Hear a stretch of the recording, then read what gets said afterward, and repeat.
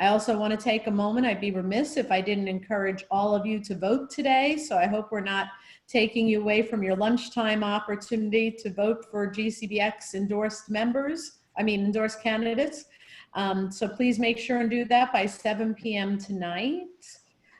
This should be a fun event. Sometimes these things can be dry, but with our own Dan Harris from Tandem Construction moderating, I don't think we're going to have that opportunity. I think it'll be an entertaining as well as an informative event. Additionally, as we go, if you would put your questions in the chat box, we're going to monitor those questions as we go through the presentations. We may take some throughout the presentation, or we may take them at the end. But as we go, if a question pops in your head, please go ahead, type it in the chat box. And with that, I'd like to introduce Dan Harris with Tandem Construction. All right. Thank you, Mary. First, I wanted to introduce our two speakers that we have today. We have Eric Hansen with Schutz & Bowen Law Firm. You heard that right, Schutz & Bowen, where he is a member of the Construction Law Practice Group. He went to Stetson Law School, and he is a Dunk City, Florida Gulf Coast University undergrad. Ryan Owen is our other speaker. I asked him for a bio, and he said, "I need no introduction, they know who I am." And if you know Ryan, that is the most Ryan Owen statement ever. He's partner in charge of the Adams and Marie Sarasota office, specializing in various construction issues. And he went to Miami Law School. As Mary mentioned, if you guys have any questions, please submit them in the chat box, and we'll get to them near the end of the presentation. So let's get right off to it. There was a recent study that was done by the Associated General Contractors of America, and they found that 67% of survey respondents said they experienced delays or disruptions on construction projects due to COVID-19. Many of these have been due to mandatory work stoppages, material delivery limitations, labor shortages, reduced inspector availability. So the big question for us is, does the standard contract offer general contractors any protection or remedies for some of these delays and additional costs? Ryan, do you want to take this one? Sure. Thanks, Dan. Yeah, the standard AIA contract does address when there's a delay for causes that are beyond the contractor's control, but it's not as clear as I would like for it to be, at least as to whether there's an entitlement to additional compensation and not just additional time. But it's a little bit complicated, and to help explain, I have created what everyone knows and loves about presentations like this, a PowerPoint. So hopefully you guys can all see this, and I can show it the right way here. And we're going to send out copies of this to everyone after the presentation's over. But under the unmodified AIA documents, whether we're dealing with the A10 whatever series or the A130 whatever series, or the standard abbreviated form under the A104 2017, of course, for all of these. There's a provision in the main part of the contract, not the general conditions. It says, if final completion of the work is materially delayed through no fault of the contractor, the owner shall pay the contractor any additional amounts in accordance with Article 9 of AIA document A201 2017. So of course, then we've got to go to the general conditions and see what it says. And really, it's not as good as we would like for it to be if we're contractors. And I've highlighted the relevant words in red. If final completion is materially delayed through no fault of the contractor, the owner shall make payment of the balance due for that portion of the work fully completed, corrected, and accepted. So this doesn't say anything about an increase. It just says you get paid what you're owed for the work that you've already done. So we then have to keep going in the general conditions and see if there's anything else that is more specific. If I may interject really quick, Ryan, back on that Article 9. I think there's going to be an argument that's also going to be made on the owner's side that that's only going to apply to any additional cost between substantial completion and final completion. So there's a provision here in section 9 that it could just be whatever that time frame is between when substantial completion is reached through when final completion, the contractors or subcontractors can make claims for the additional costs during just that small window. As you mentioned earlier, Ryan, it's not nearly as broad as most contractors or subcontractors are going to need to protect any additional costs through the whole COVID delay. Very good point, Eric. And then the A104 abbreviated contract basically says the same thing as the general conditions say. It's only an extension of time. It's not additional money. So under contract interpretation rules, we have a rule that says the specific governs over the general. And it's really A201 2017 section 8.3.1 that says you just get additional time. You don't get extra money for delays associated with causes beyond the contractor's control, such as COVID. So unfortunately, although you can get additional time, you can't get additional money, Dan. The other large concern with the general conditions in the A201, that's section 8.3, is the general law regarding force majeure, which is what many believe that 8.3 is. Force majeure only applies to unforeseen events. This provision would have been great up until February or March of this year. The concern at this point is that now COVID-related delays are no longer an unforeseen event. Any new contracts that contractors or subcontractors are entering into, probably from March or April of this year going forward, we really need to make sure that there are specific COVID-related provisions inside of those contracts, the AIAs, specifically probably an A201 with an addition, to make sure that we are identifying COVID delays. As Ryan mentioned, the general conditions, as a general matter, they only allow contractors with additional time. There's very limited scopes that you may be able to make a claim for additional costs. With that being said, if contractors or subcontractors, I shouldn't say if, because contractors and subcontractors are going to be looking for additional costs to increase that contract sum, we really do need to start making some additions, or at least requesting and negotiating those additions inside of your contract negotiations to include a provision for additional costs from those delays. And Eric, you said a word while you were talking, and I just want to back up for a second, but you talked about force majeure. I know our insurance agent keeps throwing that word around, our attorneys keep throwing that word around. What does it mean for general contractors and subcontractors? It's specifically related to this COVID-19. Well, as lawyers, you know, we love French and Latin terms. So that's force majeure. Technically, it means superior force or chance occurrence. Basically, the courts have viewed this as a doctrine. In the English legal lexicon, it means unavoidable or inevitable events.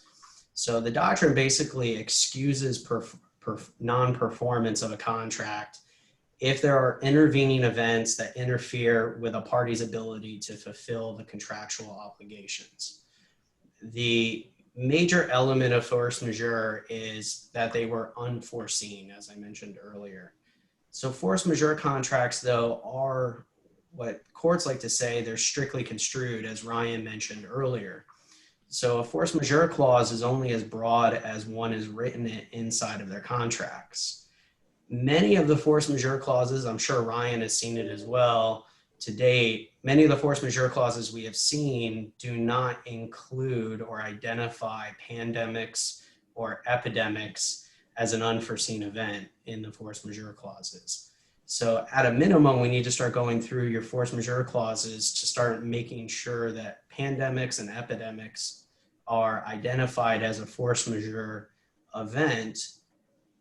Beyond that, many of the force majeure clauses will include a catch-all. So something to the extent of any other events that were unforeseen by the parties at the time that they contracted.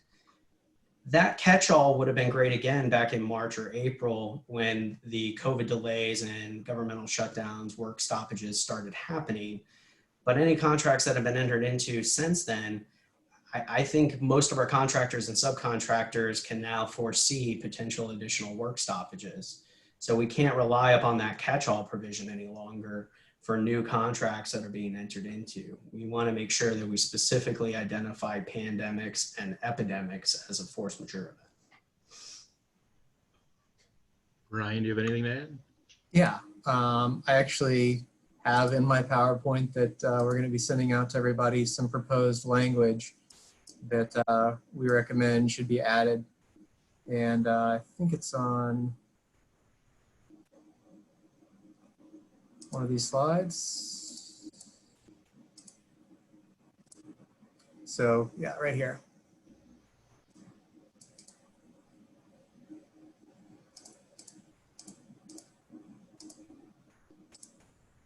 So right here in section 8.3.1 of the A201 general conditions, we recommend that you add this language that's in red, where we say that causes beyond the contractor's control include labor and material shortages, supply chain disruptions, delivery delays, and regulatory actions that arise out of widespread communicable disease such as epidemics and pandemics. And that way it's clear that COVID considerations allow an extension of time. And then I think that contractors, in order to protect themselves and their subcontractors, ought to go further and add a specific excusable and compensable delay provision. And this is going to be in the materials that we send out, but this is a very broad clause that can be added to the general conditions that gives the contractor entitlement not just to additional time, but also to additional compensation that results from COVID-19. And it's not short, so I won't read it to anybody, but it's 2 slides long, and it'll be available in all the presentation materials. That's fantastic. So we had talked a little bit about delays that contractors may experience. If a project were to experience a delay, what should a general contractor do? Like, what are the steps that they take upon realizing that the project will be delayed? So it's going to vary with every contract, and this is true for both contractors and subcontractors. You want to read your contract. You want to look at what you're supposed to do in the event that you have a claim either for more money or for more time. And it's going to differ under every contract. Under the standard AIA, there's an obligation to give notice to the owner and the architect within 21 days of you becoming aware that you have a basis for a claim.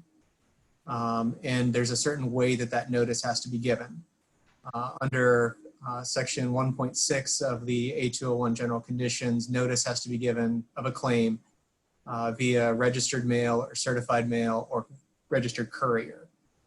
So that's another change that we've recommended to our clients based on COVID considerations. You don't have the administrative staff available in all circumstances in order to send things out via certified mail or registered mail. So another change that contractors should be making and subcontractors should be making is that when they have a claim, it can be sent via email.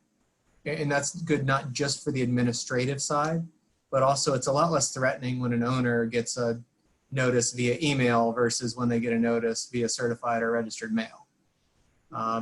Likely to actually send it because you don't want to tick off the other side.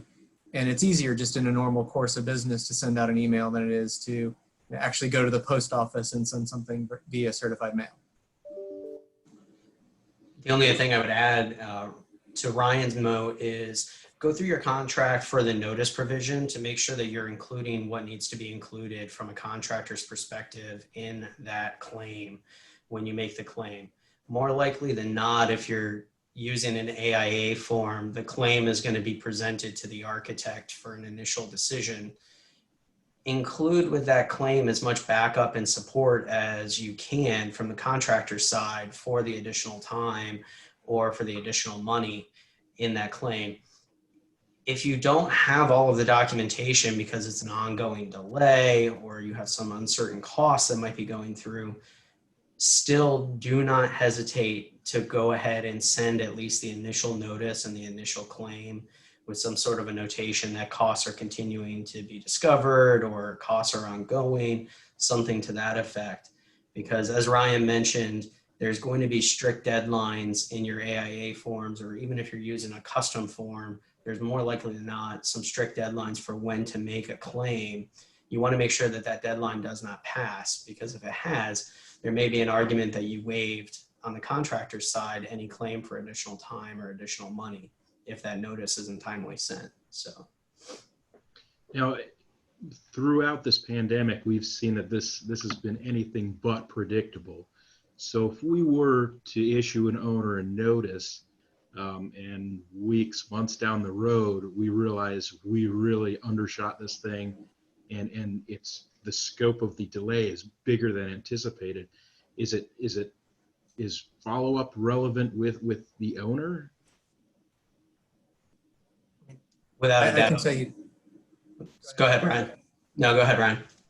No, I can tell you that it's important to be in communication with your owner on a regular basis, because the communication helps us tell the story when it gets to the point where you're in litigation or where you're going to an attorney to get advice as to, you know, whether there's a good claim or not. So the more communication that you have, especially written communication that, you know, is a documented record, to say, okay, this is what's going on right now.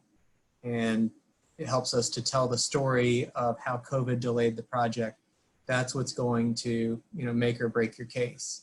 So if you're not in communication and you don't have that documentation in writing, I'm not going to be able to do as much to help you out at the end of the day. Great. Eric, do you have anything? Nope, All right. not on that end. All right. So you guys have touched on it, but I think it bears worth discussing a little more, or repeating again. So what remedies does a contractor or subcontractor have for COVID-related delays or additional costs they may incur? Under the standard AIA, it doesn't sound like there's much, but with the revisions, is that going to cover more of it? Generally speaking, the standard AIA forms are going to give a contractor a claim for additional time for whatever delays may have been incurred through a work stoppage or governmental orders, so on and so forth. Again, this is a generality, and everyone should keep in mind that AIA forms are easily modified and revised. So you want to make sure that you're having an attorney review your AIA forms to see if there have been any revisions. But generally, the AIA forms are going to give claims for additional time to contractors. As far as additional money, there are some provisions in the standard AIA which may allow a contractor to be able to recover some of their additional costs from those delays. But myself, I don't foresee the standard AIA forms nearly coming close to bringing a contractor to full consideration for all costs associated with a delay. To do that, we're probably going to want to add in provisions similar to what Ryan showed in 8.3 and 8.4 of your general conditions to expressly provide for additional costs to be recovered in the event of a COVID delay. I think the only real exception is where you've got additional costs that are due to having active COVID cases on the project. So let's say you've got some active transmission between trades, or you know that you've got a crew that came out and they were all COVID positive. So you've got to shut down the project as a direct result of having active COVID cases on the job, and then you've got to clean the project. I think that probably qualifies as an emergency under section 10.4 of the general conditions. And in an emergency, the contractor can act in their own discretion in order to prevent threatened damage, injury, or loss. And in that case, there's a specific provision in the contract that says additional compensation or extension of time claimed by the contractor on account of an emergency shall be determined as provided in Article 15 and Article 7. So Article 15 is your claims, and I think in Article 7 is payment. So you've got good basis under this section where you've got a physical, location that has active COVID cases, and you've got additional cost for cleanup. I think that's your best argument for additional money anywhere on the contract. And I understand that it's narrow, but I think something is better than nothing. Of course. The other thing in that May, and Ryan, if you want to kick to, I think it's slide 11 with the compliance with the law provision. Yeah.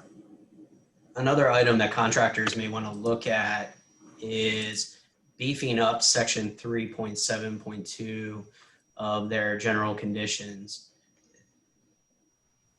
Generally speaking, the standard AIA form requires the contractor to comply with, let's just call it applicable law as defined there on your screen. Basically any and all orders, regulations from any public authority or government authority.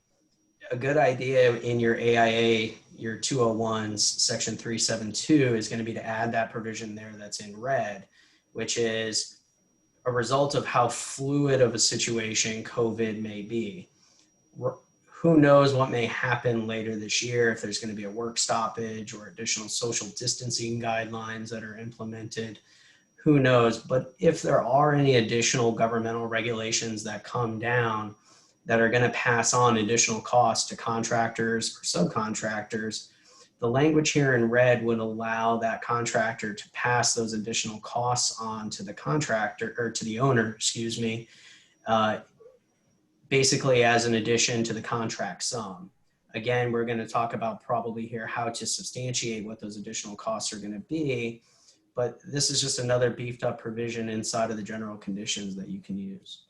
And I'll just add that since there's a lot of subcontractors on the call, these are the same things that the subcontractors want to add to their subcontract agreements. You don't have to think about it as owner and contractor, but you can think of it as upstream and downstream parties. So this is all language that helps the downstream parties in every situation.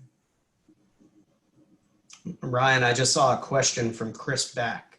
If you fail to notify an owner, how badly does that damage your claim for additional money or time? I'll let you take that one. It could potentially very badly damage your claim for additional money or time. You have to imagine that any owner is going to pick up on that to make an argument that if you did not timely submit a claim to the owner, that you as the contractor, or if it's a subcontractor, didn't make the claim to the contractor, if their notice was not given timely, that's a waiver of your right to claim additional time or additional money. So having worked both sides of the fences, well, actually all three, subcontractors, contractors, and owners, owners and contractors are going to bring that up 100% of the time if a notice provision has not been complied with. So yeah, I wouldn't say that it's the nail in the coffin, but it's pretty close. Yep. Unless you really like paying attorneys and you want to pay us more in order to fix, mistakes.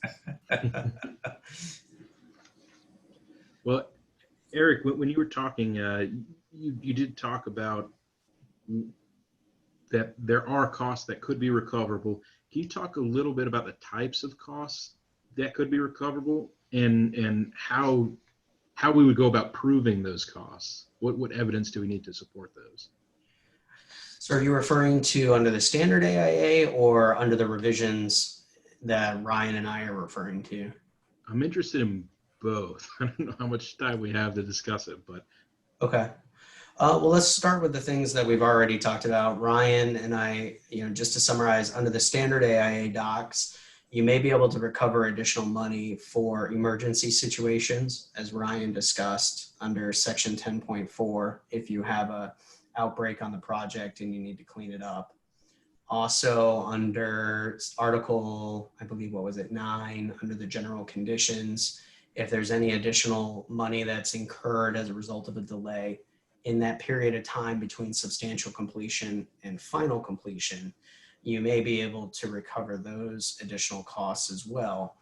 But that's nowhere near going to make a contractor or a subcontractor whole, right? I mean, your delays are going to be much larger than what either of those two provisions are going to allow you to recover.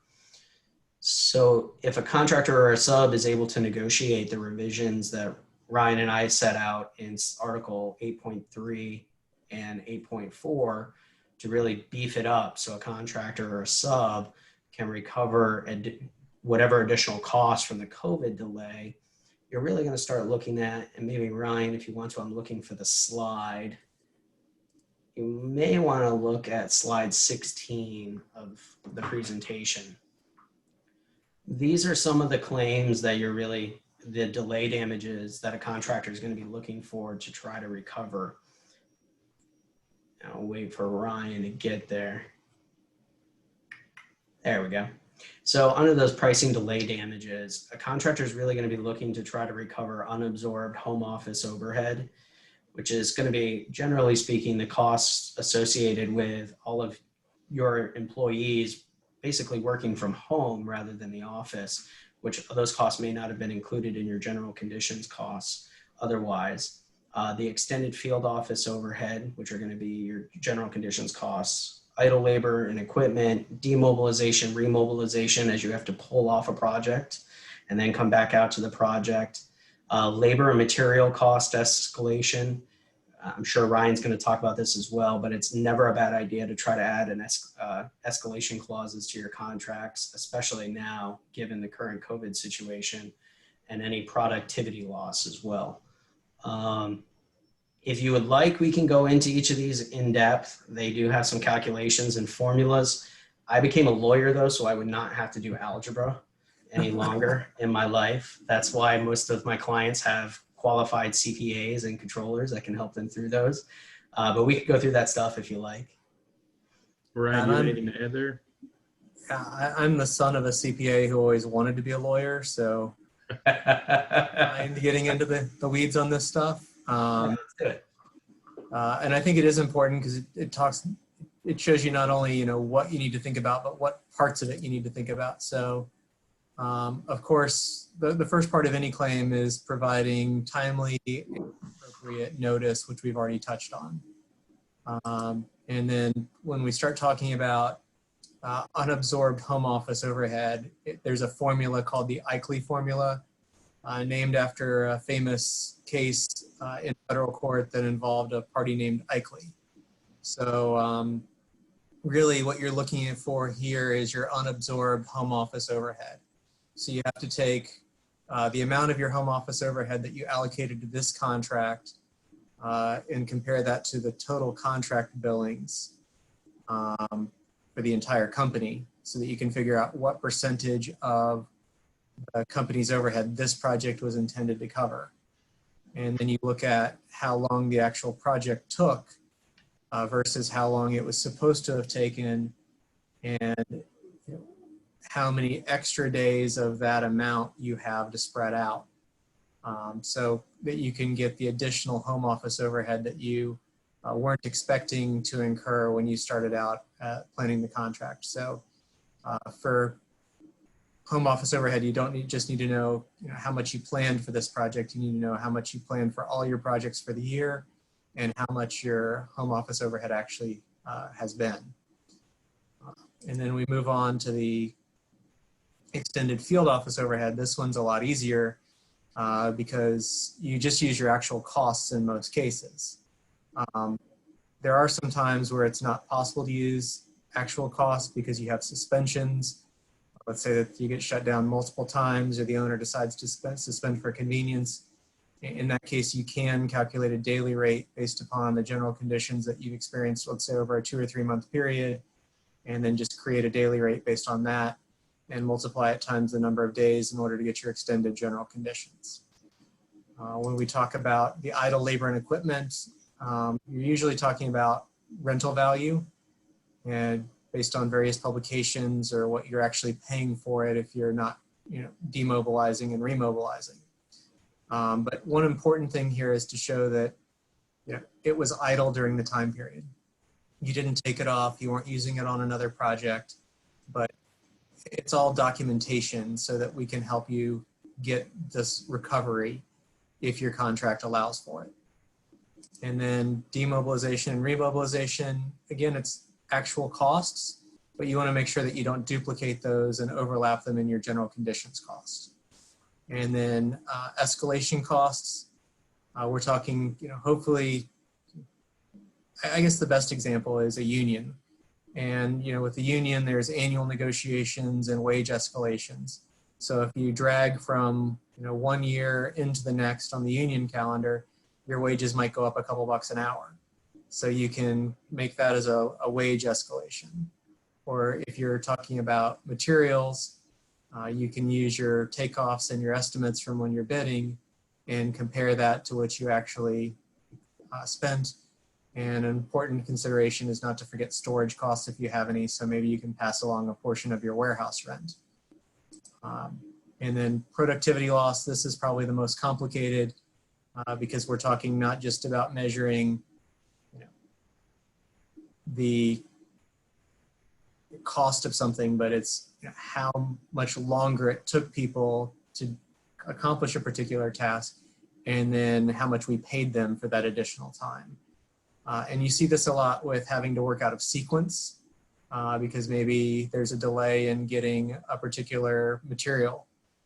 So you've got to then go back and reinstall the material when you were planning on doing it at the same time that you did something else. And it's really calculating the productivity that you had before the impact compared to the productivity after the impact, and calculating the lost man hours, and then multiplying that times the wage rates.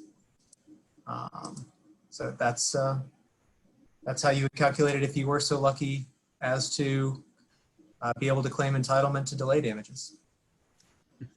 Just really quickly, another great point just from an operational standpoint for contractors and subcontractors would also be to create new cost codes for these additional costs, just to make it easier from an accounting perspective when you're making those claims. So you can separate what your regular costs would be out from these additional costs from the COVID related delay. So just a good quick little practice point for everyone here. It'll make your life a little bit easier when and if you have to make a claim. So great. Ryan, when you were flipping through those slides, I saw something about termination and suspension provisions. Yeah. Convenience. Can we talk about that a little bit? Another change that has been recommended for contractors is to allow termination for COVID. So,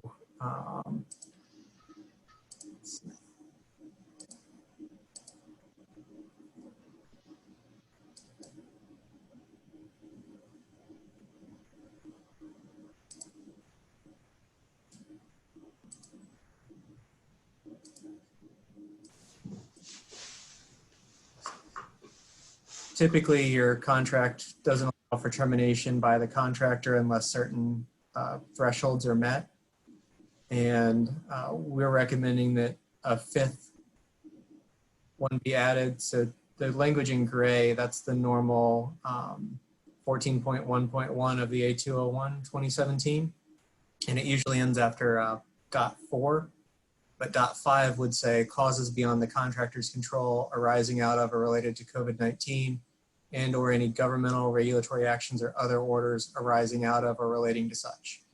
So this way, in the event that a municipality comes out with a new regulation that says you can only have one person in an elevator at a time, and you're dealing with a 30-story high-rise and moving hundreds of subcontractors up every day, that kind of a regulation would effectively shut down your project for any functional purpose, especially if you're dealing with, limited elevator service. So that would give the contractor the right to terminate rather than just seeking additional time from the owner to deal with the government regulation.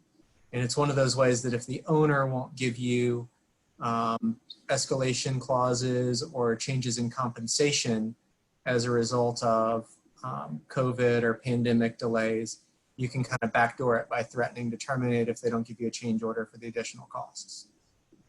So I was going to mention, having done some work here on both, contractor side and owner side, section 14.11 gives the contractor the right to terminate after 30 days. We have seen quite the effort on the owner side here, both representing the owners and negotiating on behalf of contractors, increasing that 30 days out to a much longer period of time, given COVID work stoppages.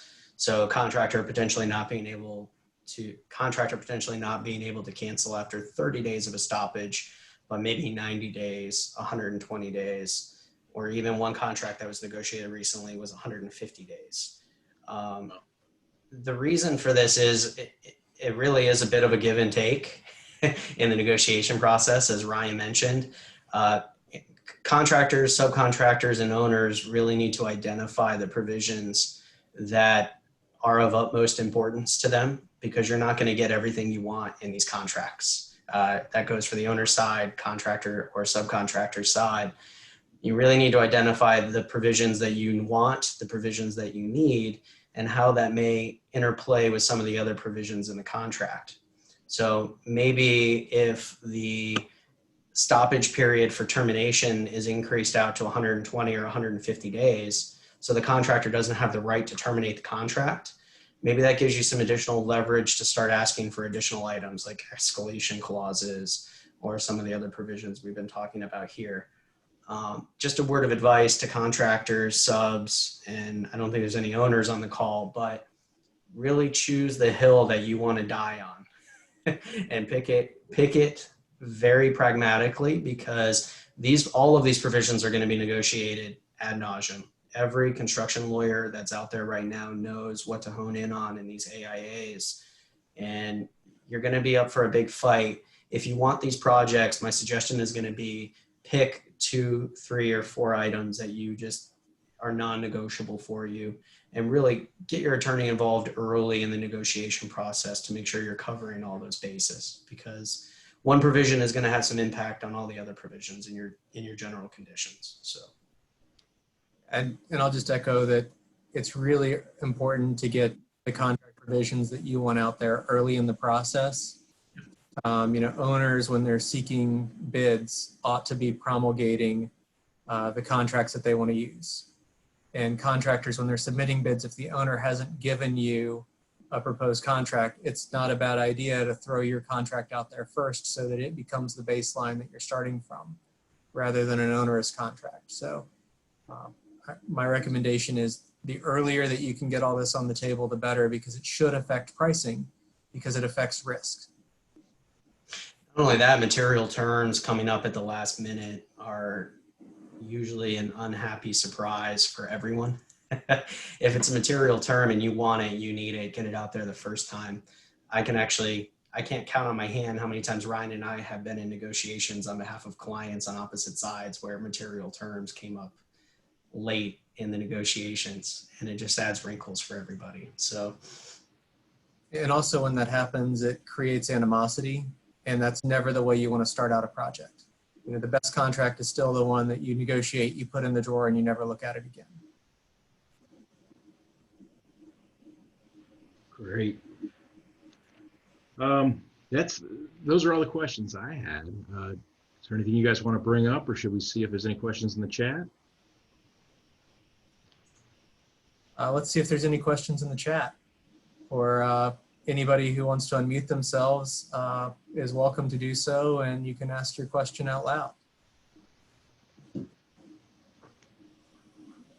Mary, have you got anything for us?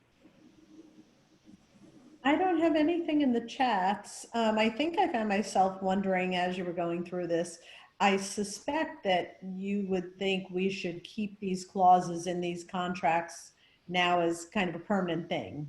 They may be COVID related now, but Lord knows what the future brings. So these would become standard clauses pretty much now. Yeah, I think that they certainly will be part of our lives, at least for the next 7 years, until the AIA does their 2017 updates.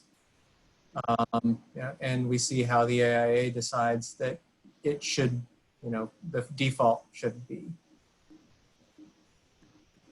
And when I actually signed my first contracts with one of these clauses in it the other day for our annual dinner. So I was also just going to add. One of you guys represent the Hyatt. All right, so we do have a question. Jared is asking, talk about how to protect contractors if the economics of a job no longer makes sense. Developer cancels job.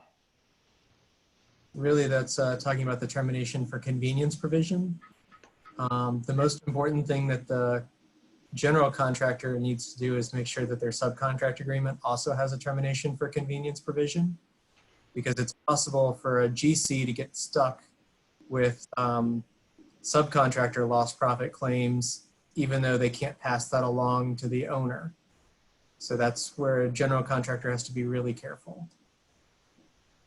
That's a great point, Ryan. The other point is to make sure that your subcontracts and general contracts are set up as a flow through.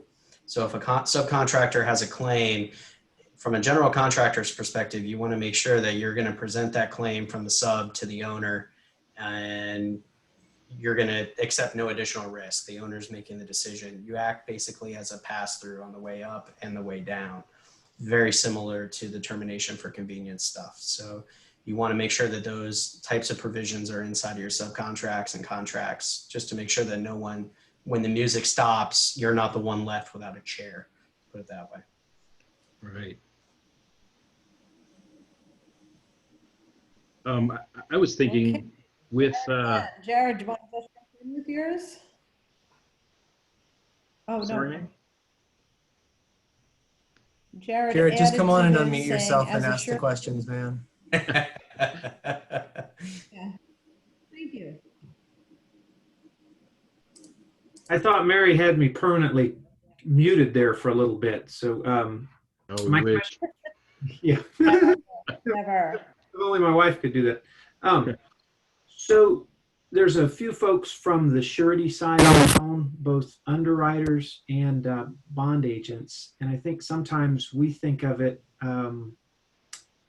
in the same way our contractor does. So in the event of a claim, the surety is to step in and fulfill the performance obligations of the contractor. Is there anything different that the surety should understand in the COVID era, or does it all just kind of flow through to them like it always has because of the bond form? The main thing is the surety's risk has increased, and I'm doubting that the premiums have increased. Certainly is the risk on the contractor for additional expenses associated with these delays, has started. We didn't really have to worry about this 4 or 5 years ago. It's a concern that the surety should have, and I hate to say this with surety like Nick listening in, but the underwriting standards should be stricter, and the premium should be higher where there's additional risk. Yeah, sureties are definitely going to want to take a little bit of a closer look at the underlying construction contract documents as well, just so they understand exactly what additional risk they're assuming inside of these contracts with the COVID delays. 100% agree, Ryan. And contractors should leverage their relationships with their sureties and against the owner and say, hey, you want this bonded, my surety requires this, this, and this. We need an escalation clause. We need a COVID delay clause. And it's an opportunity for the contractor to make the surety the bad guy. And the owner's reaction is either going to be, well, I don't want it to be bonded, or, I'll accept the change. Hopefully those are the reaction, and it's not, I'll go with another general contractor that's not going to require that. As lawyers, we love making other people the bad guys other than us. So. I think from my standpoint, guys, and Nick and I were on a call much like this earlier in the week up in the Tampa market. And I think Nick's the president of the Florida Surety Association. He's with Nationwide and had sponsored with me for today. I think as bond guys, we're reading contracts more than we ever have in the past. Usually a bond underwriter is looking for things like working capital and net worth and just making sure our guys got deep enough pockets to finish the job. Today, bond guys are kind of part attorney, it seems like, or at least have to understand what you guys do to realize what that risk is and if their guy's gonna be able to see it through to the other side of it. So appreciate you kind of thinking about it from their perspective a little bit. And guys, we don't have to go the full hour or hour and a half, hour long.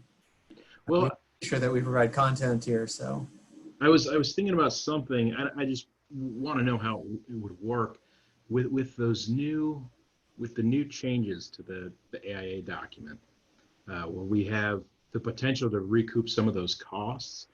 Would you do that via change order, or do you think it would be adversarial from the start and we'd have to get an attorney involved? No, it'd be by submitting a claim and having the architect decide whether the claim is valid. Same way that you would when you submit an RFI and the architect comes back and says, oh, you need to do it this way. And then once you get that RFI response, you then price out a change order to make that change. Gotcha. So it's saying, hey, I've got this claim, and submitting a proposed change order, and then it doesn't become adversarial until the owner rejects it. So then with the other language within the AIA document, that I'm assuming that's something we're going to have to charge insurance and additional bond fee on. And is it something that you get additional fee on as well? Is that how it's built? I would certainly seek an additional fee on it. If you've got a cost plus contract, you're going to get it because it's additional cost. If you've got a GMP, you're seeking to increase the GMP. So you'd seek fee on that GMP unless you've got a fixed fee negotiated. And then if it's stipulated sum, you're going to include the fee on the front end when you submit the proposed change order. So that's another good way to mitigate against this risk, is just do cost plus work. Right. I did receive a And Jen, question through a private, and actually it was just made public. So Kristen Thomas asked, what other pieces for subcontractors to look for in the flow through language that might be mentioned? In your subcontracts, most of your contractors are going to include language to some effect of, when a subcontractor makes a claim for additional time or additional money as the contract may allow, that contractor usually will include language that says the contractor will pass that claim on to the owner or the architect as the circumstances may require under your contract. And then it's up to the contractor or the owner or the architect, whatever decision that they may have. And their decision is going to be binding on the claim for additional time or money from the sub to the GC. So that's usually the provision that you're going to see. That way, contractors generally are going to include those provisions just to make sure that they're going to be the ones that still have a chair if the music does stop. So I hope that answers your question, Kristen. And I think I'll add to that a pay when paid clause. Yes.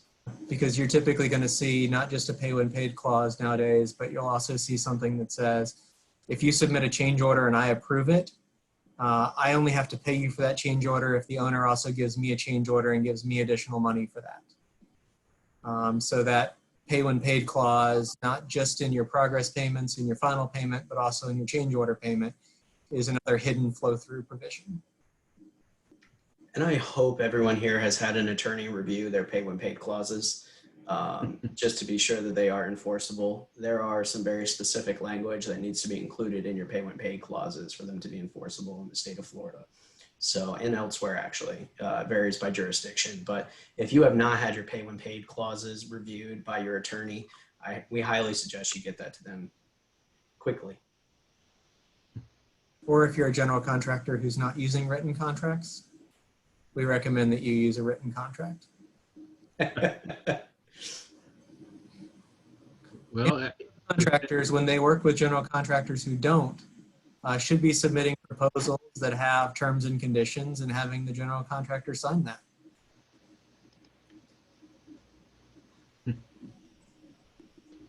well, does anybody have anything else, or do you guys have any final thoughts, final takeaways you want us to go home with? I can give you one final takeaway. You started out by introducing me by saying I needed no introduction. Just in case there's somebody on here who doesn't have this already, I will share my contact information. And it's got my direct line and my cell phone and my email. Happy to help out on an expedited basis with anything anybody needs. okay, and thanks Ryan and Dan and Eric.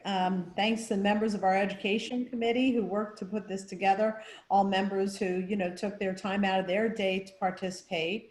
I'd like to mention it's always nice again to have a couple of board members with us, Mark Freeman and Russ Bobbitt. Also, what we're doing is working, so keep up the good work. The numbers are trending in the right direction. I'm still going to maintain, I can't wait for the day when we say, remember the pandemic. And again, just a reminder, if you haven't voted today, please vote.